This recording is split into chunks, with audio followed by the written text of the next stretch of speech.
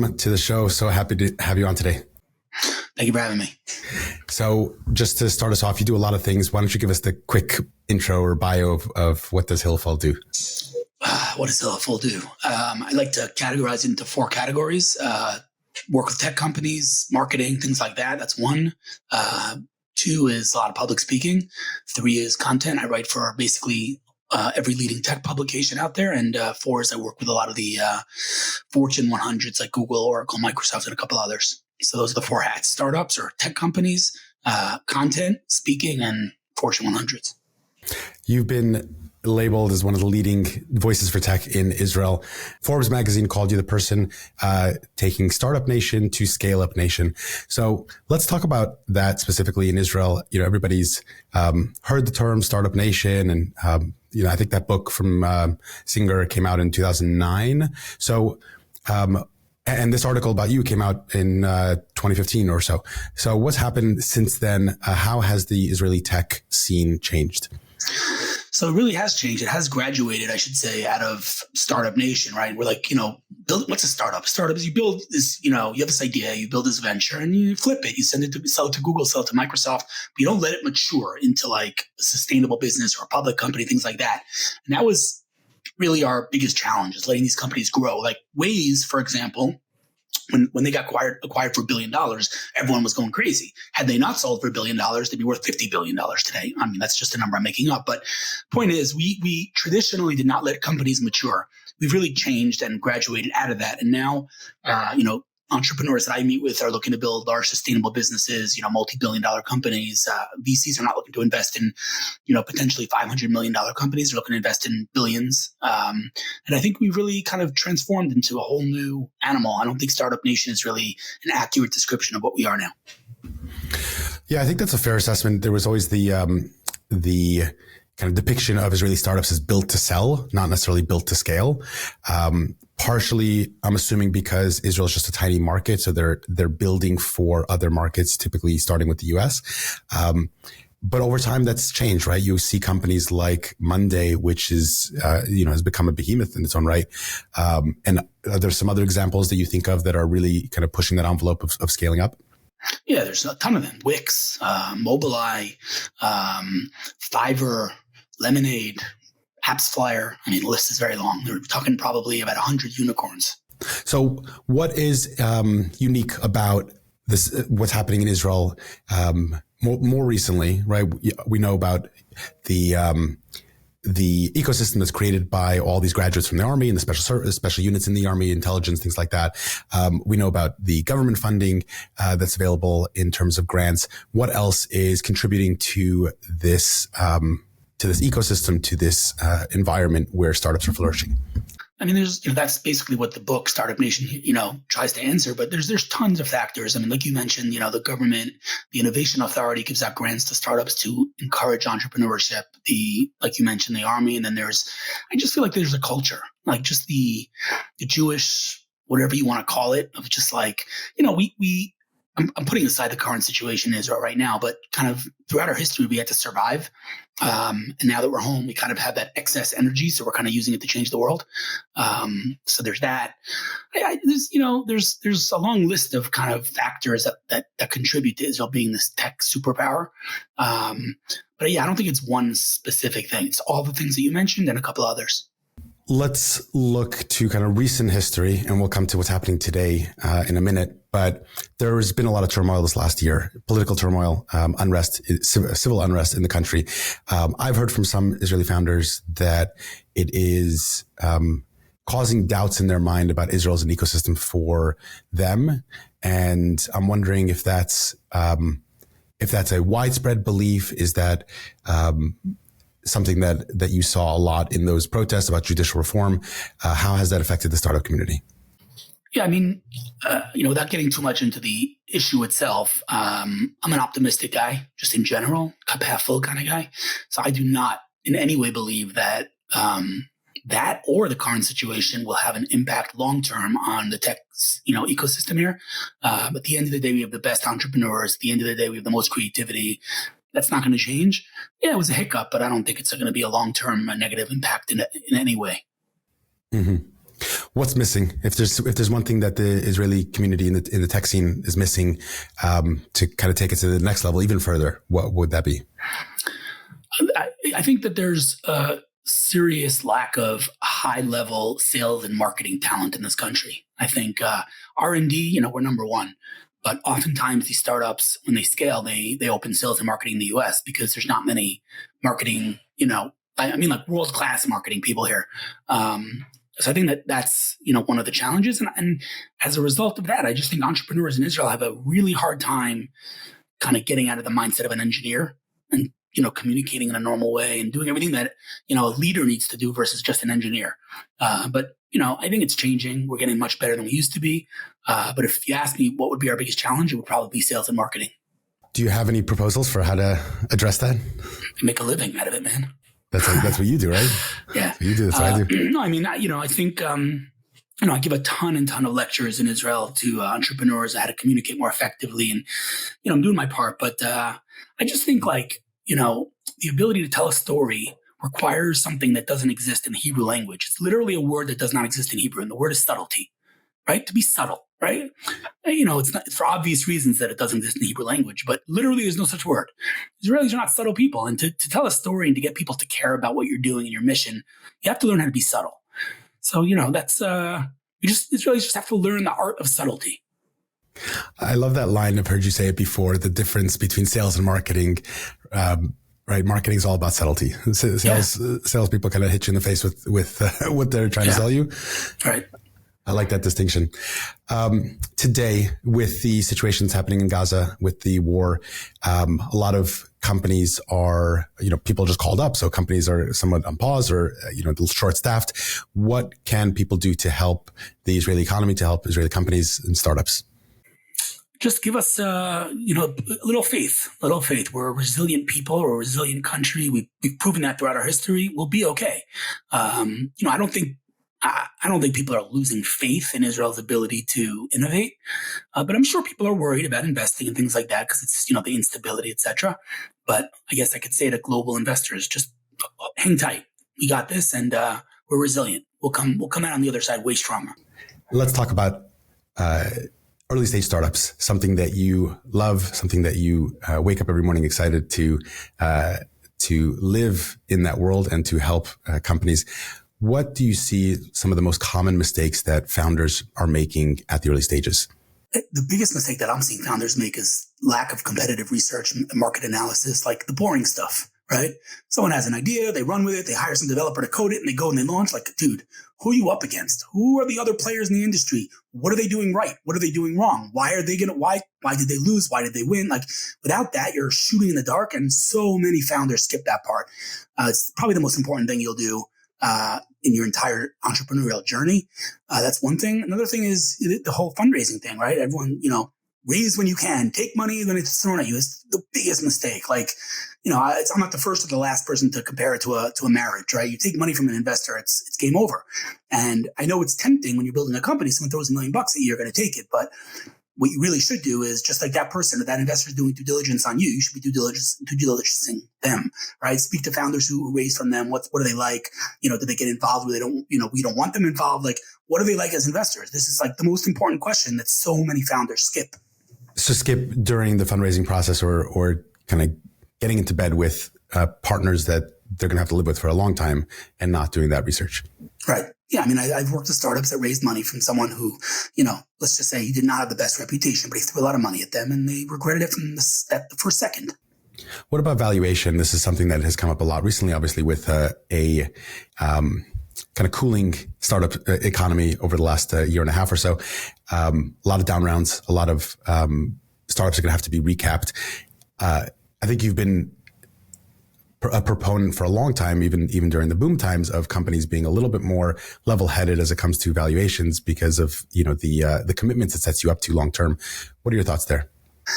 I mean, I think, again, this is a big misconception, right? Like, let's raise on the highest valuation possible. Like, that is like suicide. Why would you do that? If you can't justify valuation, by definition, you're going to have a downrun next time. You have to justify. You can't just, I don't have a product, but my company's valued at $5 billion. Like, what are you, nuts?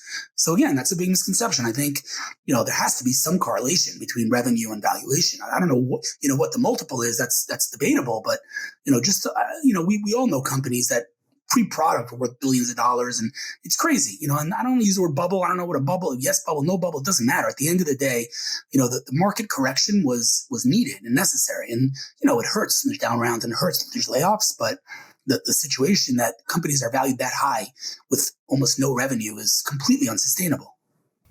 What about as it relates to product market fit? Typically the first big milestone for any startup, that's what we focus on this podcast, is getting to that crucial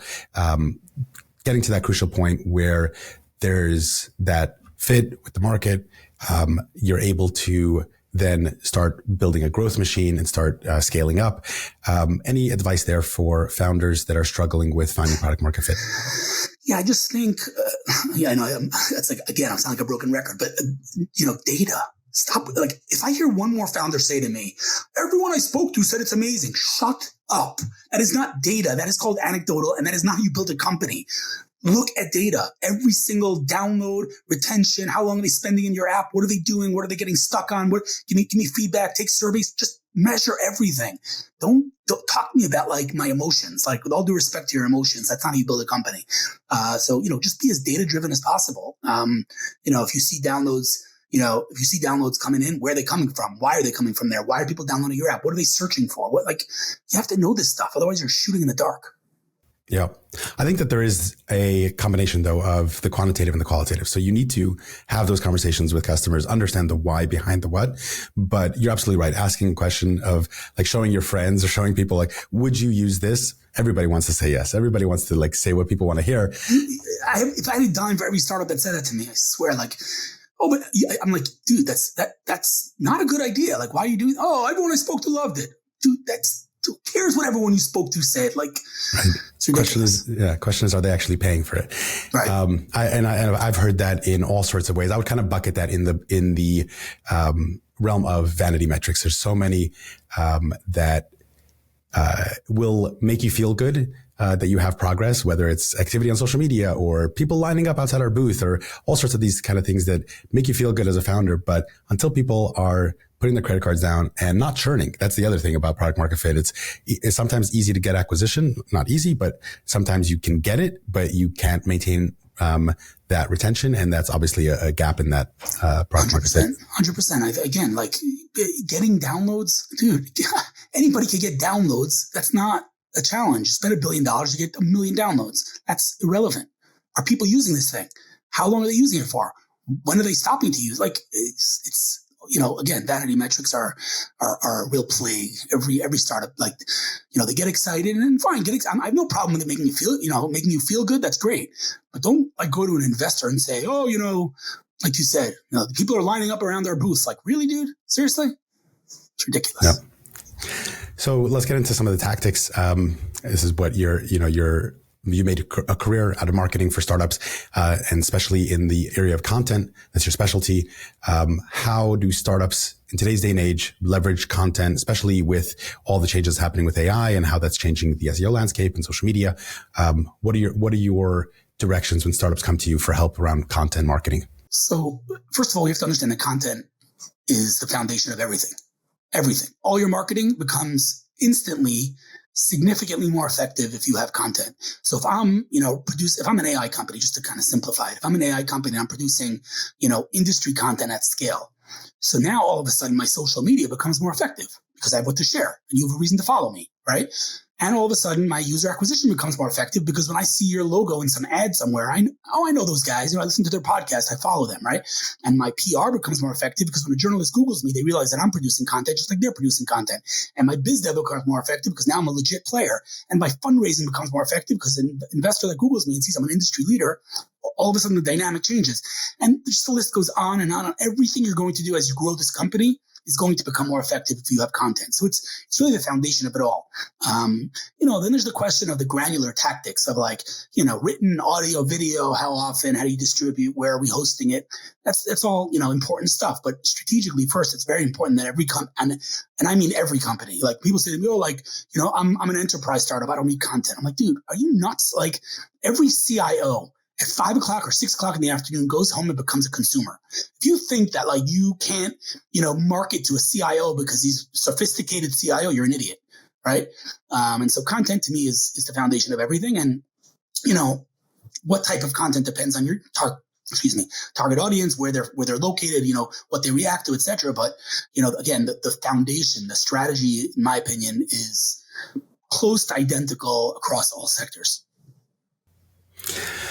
You're ubiquitous on all social media channels and putting out a lot of content in a lot of forms. What have you learned about podcasting and leveraging podcasting for content creation for companies? That podcasting is an absolutely fragmented and broken market, and someone is going to own it, and it's going to be game over. Whoever does that, game over. Like, I don't need to tell you this. Like, when you publish this thing, there's places you could publish it and will go everywhere. But like, why is there no discovery of podcasts? Like, discovery is broken. Like, why? It's a broken, again, fragmented, right? It's very popular. We all know that a lot of people podcast and listen to podcasts, but I don't know, how do you discover a podcast? If I want a podcast, I want to listen to a podcast about whatever. Yes, I'll Google it, or I'll put it in, in the App Store or whatever store, or SoundCloud or Spotify, and I'll see 50,000. How am I going to know what's good? The discovery is completely broken. Someone's going to crack that. Whoever cracks that, multi-trillion-dollar industry, in my opinion. Yeah. I'm a big consumer of podcasts. I love audio content. So, but I agree with you that it's still very nascent in terms of the tooling. I know you've got to run, but I have one last question for you, and it's on a personal note.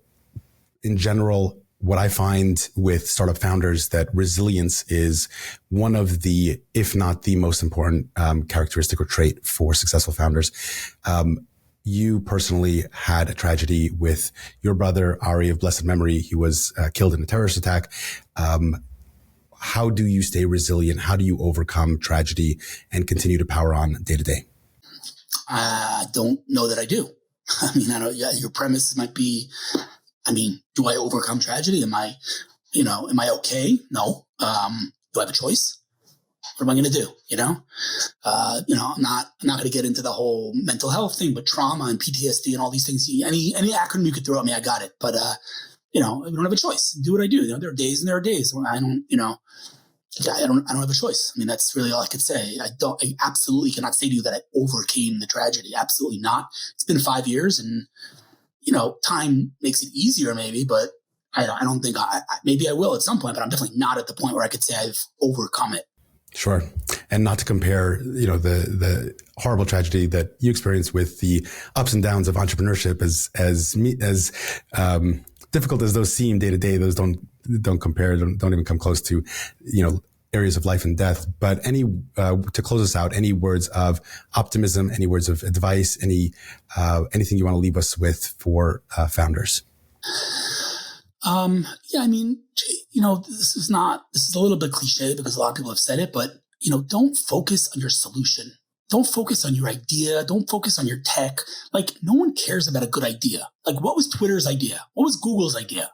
They had no idea. What was their tech? They didn't have tech. What did they have? They had execution. That's it. No one cares about your idea. No one cares about your tech. Uber doesn't have tech. Airbnb doesn't have tech. Facebook doesn't have tech. Now they've scaled, tech to scale, but none of these are deep tech. No one cares about deep tech. Who has tech today? Oracle, Intel, great. Like, tech is irrelevant, with exceptions, of course. But a lot of times the founders focus on their solution instead of focusing on the problem. Is there a problem? Like, I meet with people and I'm like, why are you building this? Like, the world does not need this. Well, it's cool AI, machine learning. I'm like, I don't care what it is. The world does not need it. So focus on the problem, find a real problem, try to solve it. People say to me, I say to them, what do you want to do what do you want to do when you grow up? They're like, I want to be a founder. I'm like, what? That's not a goal. Being a founder, that's not a goal. That's a means to an end. What do you want to build? I don't know. We'll see. That doesn't work like that. Find a problem, solve the problem, let the rest fall into place. Wise words. Hillel, thank you for your time. Thank you for everything that you do for the startup world, for the nation of Israel. Appreciate you speaking up and speaking out on social media. Wishing you health and safety, and for your family as well. And we'll talk soon. Thanks a lot. Appreciate the opportunity.